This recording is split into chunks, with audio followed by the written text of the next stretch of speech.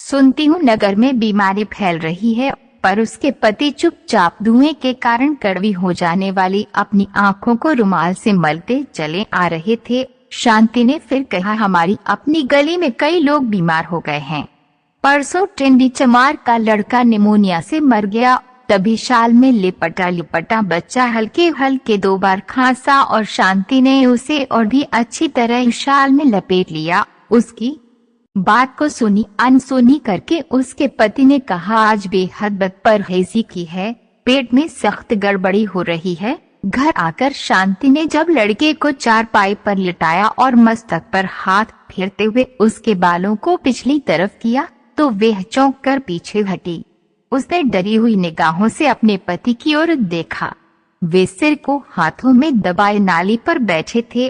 उम्मी का माथा तो तवे की तरह तप रहा है। उसने बड़ी कठिनाई से गले को अचानक अवरुद्ध कर देने वाली किसी चीज को बरबस रोककर कहा, लेकिन उसके पति को कही हुई शांति का कंठ अवरुद्ध सा होने लगा था और उसकी आंखें भर सी आ रही थीं। पर अपने पति को कई करते देख बच्चे का ख्याल छोड़ वे उनकी ओर भागी। पानी लाकर उनको कुल्ला कराया। निढाल से होकर वे चारपाई पर पड़ गए, पर कुछ ही क्षण बाद उन्हें फिर कही हुई शांति के हाथ पांव फूल गए। घर में वे अकेली, सास माँ पास नहीं, कोई दूसरा नाता रिश्ता भी समीप नहीं और नौकर रखने की गुंजाइश ही कभी नहीं निकली। वह कुछ क्षण के लिए घबरा गई। एक उड़ी उड़ी सी दृष्टि उसने अपने ज्वर से तपते हुए बच्चे और बदहज़मी से निढाल पति पर डाली। अचानक उसे गोमती का ख्याल आया। शांति अकेले कभी गली में नहीं उतरी थी, पर सब संकोच छोड़ वो भागी भागी नीचे गई। अपनी कोठरी के बाहर गली की ओर मात्र ईंटों के छोटे से पर्दे की ओर से बने हुए रसोई घर में बैठी गोमती रोटी बेल रही थी और चूल्हे की आग से उसका काला मुख चमक सा रहा था। शांति ने देखा उसका बड़ा भाई अभी खाना खाकर उठा है। तब आगे बढ़कर उसने इशारे से गोमती को बुलाया। तवे को नीचे उतार और लकड़ी को बाहर खींचकर गोमती उसी तरह भागी आ रही। तब विनीत भाव से संक्षेप में शांति ने अपने पति तथा बच्चे की हालत का उल्लेख किया और फिर प्रार्थना की कि वे अपने भाई से कहकर तत्काल किसी डॉक्टर को बुला दे। उनकी लांडरी के साथ ही जिस डॉक्टर की दुकान है वह सुना है पास ही लाजपति रोड पर रहता है। यदि वह आ जाए तो बहुत ही अच्छा हो। और फिर साड़ी के छोर से 5 रुपए का एक नोट खोल शांति ने गोमती के हाथ में रख दिया है कि फीस पहले ही क्यों न देनी पड़े, पर डॉक्टर को ले अवश्य आए। और फिर चलते चलते उसने ये भी प्रार्थना की कि रोटी पकाकर संभव हो तो तुम ही जरा आ जाना उम्मी।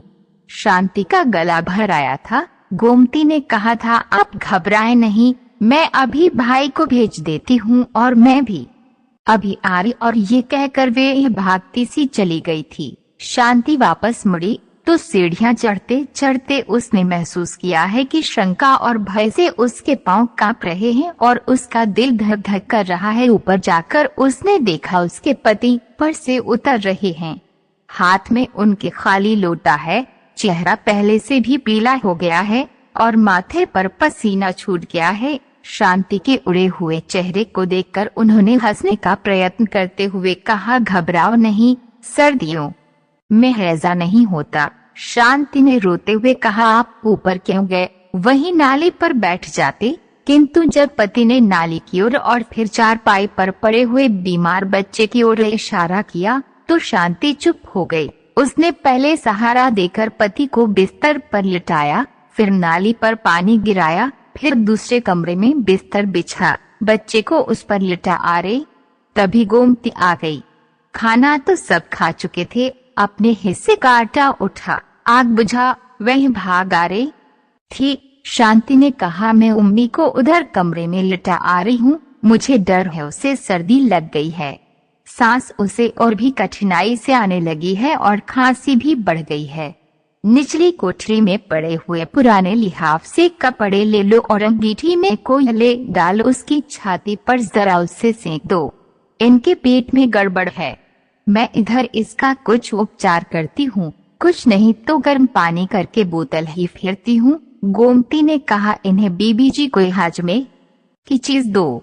हमारे घर तुम्बे की अजवाइन है, मैं उसमें से कुछ लेती आ रही हूँ। जब तक डॉक्टर आए उससे ही जरा गर्म पानी से इन्हें दे दो। बिना किसी तरह की हिचकिचाहट के शांति ने मैली सी पुड़िया में बधी काली सी अजवाइन ले ली थी और गोमती अंगीठी में कोयले डाल नीचे कपड़े लेने भाग गई थी।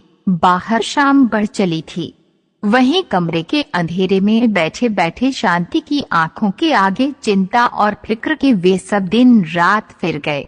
उनके पति को हैजा तो न था, किंतु गैस्ट्रोएंटेराइटिस तीव्र किस्म का था। डॉक्टर के आने तक शांति ने गोमती के कहने पर उन्हें तुम्बे की अजवाइन दी थी। प्याज भी सुखाया था और गोमती अंगीठी उठाकर दूसरे कमरे में बच्चे की छाती पर सेंकने चली गई थी।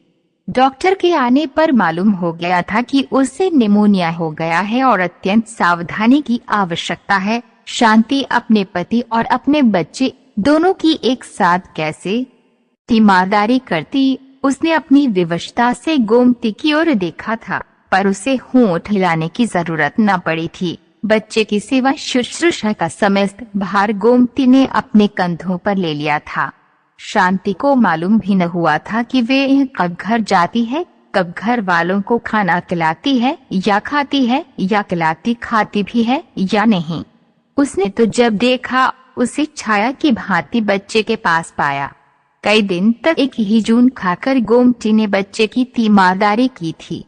दोपहर का समय था, उसके पति दुकान पर गए हुए थे। उम्मी को भी अब आराम था और वे उसकी गोद से लगा सोया पड़ा था और उसके पास ही फर्श पर टाट बिछाए गोमती पुराने ऊन के धागों से स्वेटर बुनना सीख रही थी। इतने दिनों की थकी हारी उनींदी शांति की पलकें धीरे धीरे बंद हो रही थी। वे उन्हें खुलती थी पर वे फिर बंद हो जाती थी। आखिर वो वैसी ही पड़ी पड़ी सो गई थी। जब वो फिर उठी तो उसने देखा उम्मी रो रहा है और गोमती उसे बड़े प्यार से सुरीली आवाज में थपक थपक कर लोरी दे रही है। शांति ने फिर आंखें बंद कर ली। उसने सुना गोमती धीमे धीमे स्वर से गा रही थी, आरी कक्को जारी कक्को जंगल पक्को बेर भैया हाथे ढेला चिड़ैया उड़े जा, और फिर आरी चिड़ैया दो पप्पर पकाए जा भैया हाथे ढेला चिड़ैया उड़े जा। बच्चा चुप कर गया था। लोरी खत्म करके उसने बच्चे को गले से लगाकर चूम लिया। शांति ने अर्धनिमीलित आंखों से देखा, बच्चे के पीले जर्द सूखे से मुख पर गोमती का काला स्वस्थ मुख झुका हुआ है। सुख के आंसू उसकी आंखों में उमड़ आए। उसने उठकर गोमती से बच्चे को ले लिया था और जब वे फिर टाट पर बैठने लगी थी तो दूसरे हाथ से शांति ने उसका हाथ पकड़ चारपाई पर बिठाते हुए उसे अपनी बाजू से बांध लिया था और कहा था, आज से तुम मेरी बहन हुई। गोमती आंखें बंद किए शांति इन्हीं स्मृतियों में गुम थी। उसकी आंखों से चुपचाप आंसू बह रहे थे कि अचानक उसके पति अंदर दाखिल हुए। किसी जमाने में लांडरी चराने वाले और समय पड़ने पर स्वयं अपने हाथ से इस्त्री गर्म करके कपड़ों को प्रेस करने में भी हिचकिचाहट न महसूस करने वाले लाशू ने दीनदयाल और लाहौर की प्रसिद्ध फर्म दीनदयाल एंड सन्स के मालिक प्रख्यात शेयर ब्रोकर लाला दीनदयाल में महान अंतर था। इस 10 वर्ष के अरसे में उनके बाल यद्यपि पक गए थे किंतु शरीर कहीं अधिक स्थूल हो गया था। ढीले ढाले और प्रायः लांडरी के मालिक होते हुए भी मैले कपड़े पहनने की जगह अब उन्होंने अत्यंत बढ़िया किस्म का रेशमी सूट पहन रखा था और पांवों में श्वेत रेशमी जुराबें तथा काले सैंडल पहने हुए थे। शांति ने झट रुमाल से आंखें पोंछ ली। बिजली का बटन दबाते हुए उन्होंने कहा, यहाँ अंधेरे में क्या पड़ी हो, उठो बाहर बाग में घूमो फिरो। और फिर बोले, इंद्रानी का फोन आया था कि बहन यदि चाहे तो आज सिनेमा देखा जाए।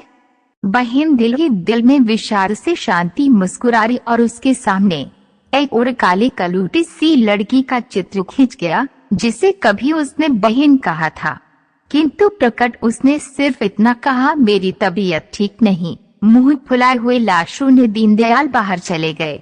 तब आंखों को फिर एक बार पोंछकर और तनिक स्वस्थ होकर शांति मेज के पास आई और कुर्सी पर बैठ अपनी ओर को खिसका कलम उठाकर उसने लिखा, बहन गोमती, तुम्हारी बहन अब बड़ी बन गई है, बड़े आदमी की बीबी है। बड़े आदमियों की बीबियां अब उसकी बहनें हैं। पिंजरे में बंद पक्षी को कब इजाजत होती है कि स्वच्छंद स्वतंत्र विहार करने वाले अपने हमजोलियों से मिले? मैंने तुम्हें कल फिर आने के लिए कहा था, पर अब तुम कल न आना।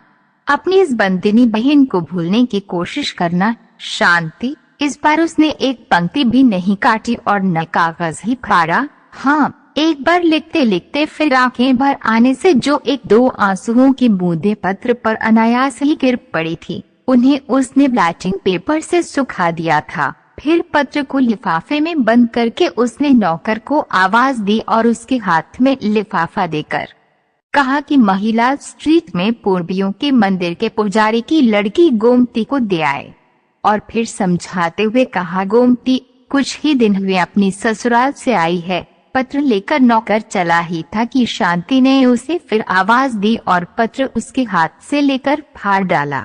फिर धीरे से उसने कहा, तुम गोमती से कहना कि बीबी अचानक आज मायके जा रही है और 2 महीने तक वापस न लौटेंगी।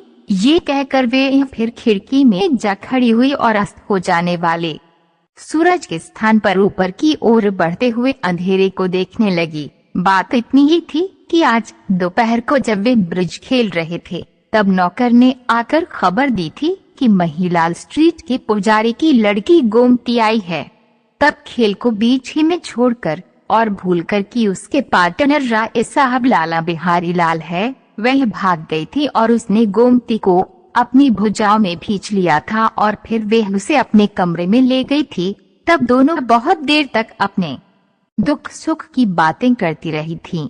शांति ने जाना था कि किस प्रकार गोमती का पति काम करने लगा, उसे ले गया और उसे 4 बच्चों की मां बना दिया और गोमती ने उम्मी का और दूसरे बच्चों का हाल पूछा था। लाशू ने दीनदयाल इस बीच में कई बार बुलाने आए थे, पर वह न गई थी और जब दूसरे दिन आने का वादा लेकर उसने गोमती को विदा किया था, तो उसके पति ने कहा था, तुम्हें शर्म नहीं आती? उस उजड़ और गवार औरत को लेकर तुम बैठी रही, तुम्हें मेरी इज्जत का जरा भी ख्याल नहीं। उसे बगल में लिए उन सब के सामने से गुजर गई। राय साहब और उनकी पत्नी हंसने लगे और आखिर प्रतीक्षा करके चले गए। इसके बाद उन्होंने और भी बहुत कुछ कहा था, लेकिन शांति ने तो फैसला कर लिया था कि वे यह पिंजरे को